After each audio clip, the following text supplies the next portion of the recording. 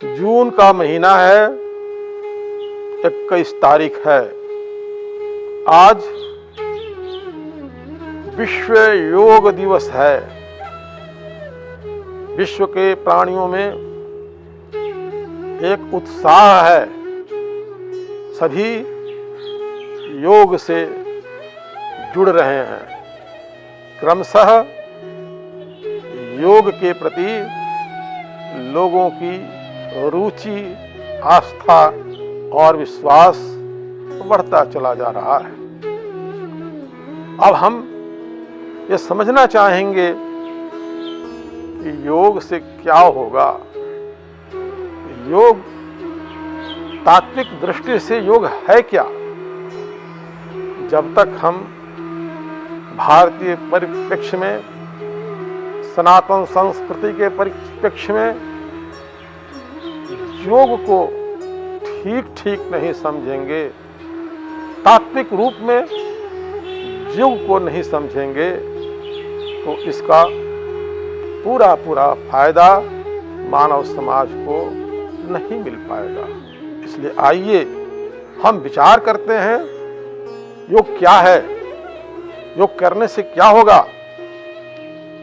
योग करते करते व्यक्ति योगी बन जाएगा, और जब योगी बन जाएंगे तो धर्म की जय होगी, अधर्म का नाश होगा, प्राणियों में सद्भावना होगी और निश्चित रूप से विश्व का कल्याण होगा। क्योंकि योग से यह स्पष्ट होता है, ये भगवान से आई हुई साक्षात विद्या है। यह शिक्षा ईश्वर से आई है। क्योंकि हम कहते हैं, यत्र योगेश्वरः कृष्णः यत्र पार्थो धनुर्धरः तत्र श्री विजयोर्भूतिर्ध्रुवाणीति मतिर्मम। यानी योगेश्वर हैं कौन? भगवान कृष्ण योगेश्वर हैं।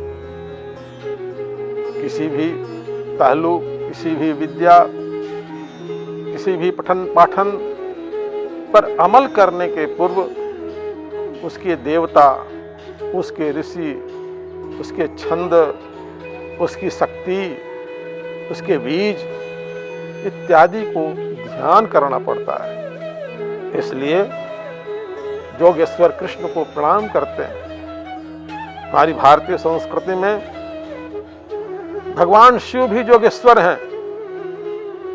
क्योंकि जब नारद जी पार्वती जी का हाथ देख रहे थे, भविष्य देख रहे थे, तो उन्होंने कहा था हिमवान को, जोगी जटिल काम मन नगन मंगल वेश। यानी पार्वती के जो पति होंगे वो योगी होंगे, निष्काम भाव वाले होंगे। यानी भगवान शिव भी योगी हैं। भगवान शिव को ही प्रणाम करना पड़ेगा। और भगवान से जो निकली हुई योग विद्या है, वो मनुष्य मात्र के लिए अर्थ, धर्म, काम और मोक्ष दोनों को प्रदान करने वाली है। हम मनुष्य हैं, हमारे जीवन में संघर्ष है, हमें लड़ना है। इसलिए हमको विजय चाहिए। हर समय हमें विजय चाहिए। हमें लड़ना है, हमें बाहर के हिटलर से लड़ना है, हमें रोग के कीटाणुओं से लड़ना है, अपने अंदर के दानव से लड़ना है। बाहर भी लड़ना है, अंदर भी लड़ना है। तो हमें एक सैनिक की तरह बनना पड़ेगा।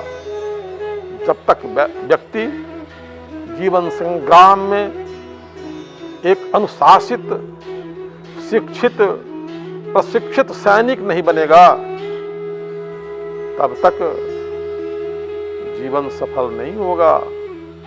उसकी विजय नहीं होगी। जीवन मात्र राजनीति की धूल में तड़पती साधना नहीं, जीवन मात्र दर्शन नहीं, जीवन मात्र वैज्ञानिक सत्य नहीं, जीवन की परिधि में ये सारी बातें आती हैं। इसलिए सफल होने के लिए धरती पर पैर रखकर आसमान की तरफ देखना पड़ेगा। जीवन में संघर्ष और साधना की दहकती आग भी चाहिए, शांति और स्नेह की ज्योत्सना भी चाहिए।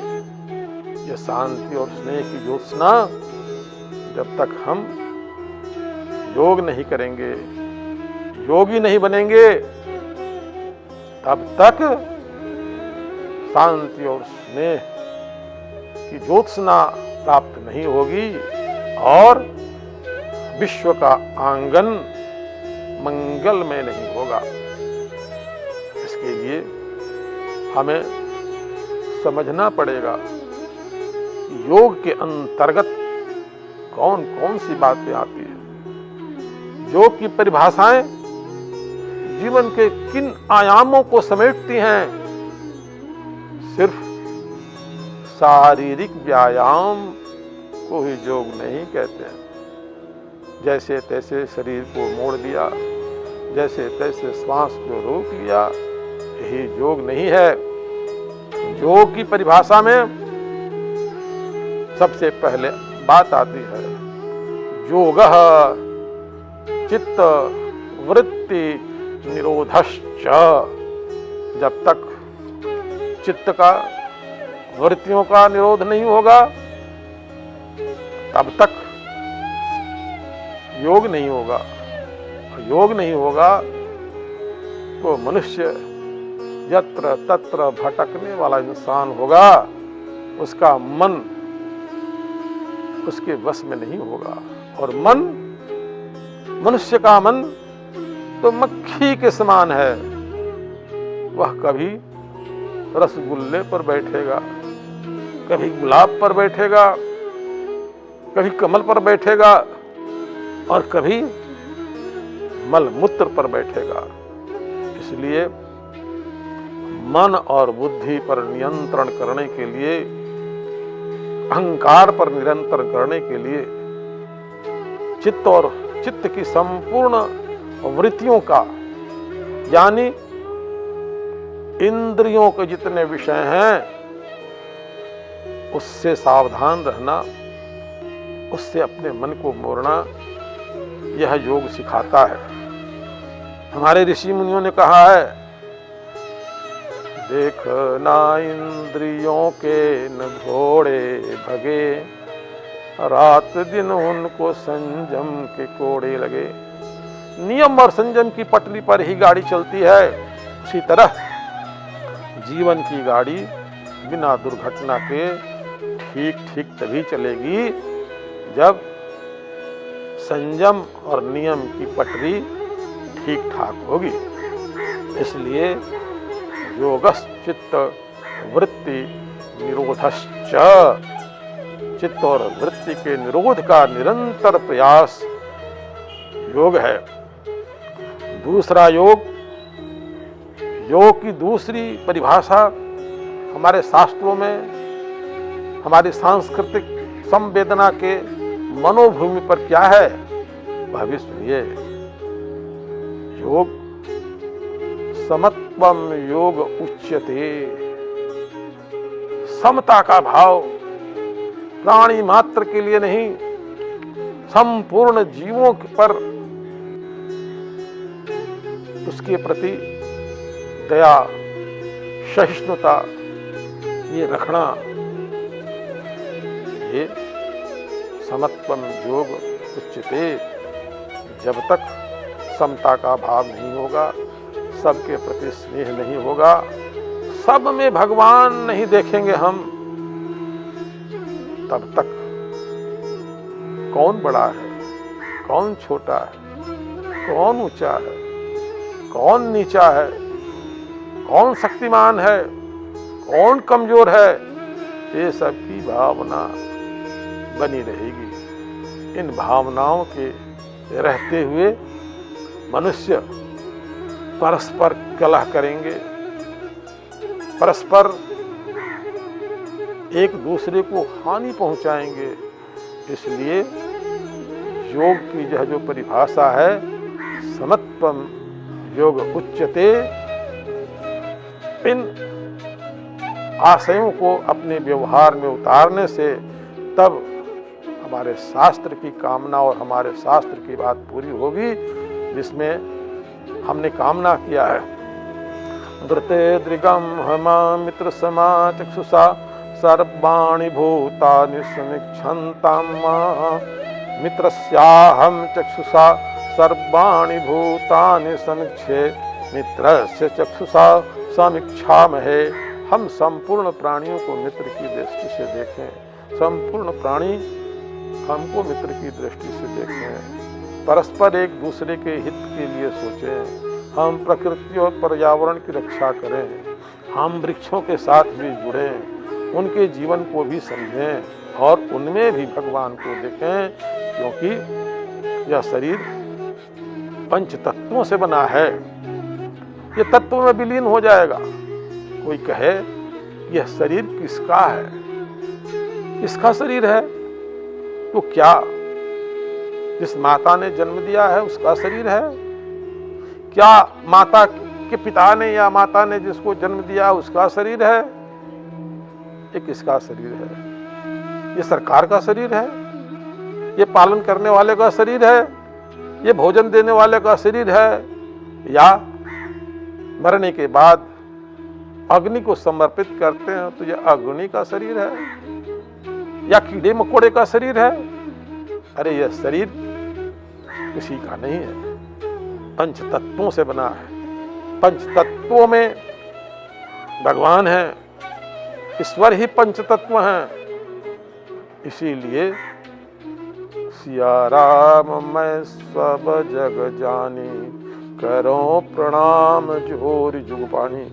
यही जब भावना आएगी तो योग का दूसरा पहलू सिद्ध होगा और हम योगी बनेंगे। योग की तीसरी परिभाषा, योगः कर्मसु कौशलम। कोई भी कर्म व्यक्ति जब कुशलता के साथ करने लगे, तन्मय हो जाए, कार्य के प्रति तन्मय हो जाए, कुछ भी दिखाई नहीं पड़े। निशानेबाज गाछ पर यदि किसी आम पर निशाना करना है तो सिर्फ आम ही दिखाई पड़े। ऐसे काम को करने से, तन्मय होकर काम करने से विद्यार्थी अपनी सारी इंद्रियों को समेटकर एकाग्र होकर तन्मयता के साथ अध्ययन करें। भाषण देने वाले तन्मयता के साथ भाषण दें, कलाकार तन्मय होकर अपनी कला का प्रदर्शन करें। तो इसे हम योगः कर्मसु कौशलम, यानी वह कर्म अवश्य ही कुशल होगा और उस कर्म का परिणाम विश्व के लिए मंगलकारी होगा। विश्व का मंगल हो, प्राणियों में सद्भावना हो, विश्व का कल्याण हो। इन बातों के लिए हमें योग को तात्विक रूप से समझना पड़ेगा और आज के योग दिवस पर हमें यह संकल्प करना चाहिए कि हम अपने शरीर को तो स्वस्थ रखेंगे, कारण शरीर माध्यम खलु धर्म साधनम। जितने भी साधन हैं, जितने भी साध्य हैं, उसके साधन शरीर है। यदि शरीर ठीक नहीं रहा तो हम कोई बड़ा से बड़ा काम नहीं कर सकेंगे। इसलिए शरीर को ठीक करने के लिए पतंजलि योग के जितने भी आसन, प्राणायाम, नियम इत्यादि हैं, उनको करते हुए योगेश्वर भगवान कृष्ण को नहीं भूलना है। योगी शंकर जी को नहीं भूलना है। इनके उपदेशों को ध्यानपूर्वक सुनना है, श्रवण करना है, मनन करना है और भारत की भूमि को पवित्र करने वाले जितने योगी हैं, ऋषि हैं, मुनि हैं, उनके प्रति आस्था और विश्वास रखते हुए संस्कृति के तत्वों को बुलंद करना है। भारत माता की जय, गौ माता की जय।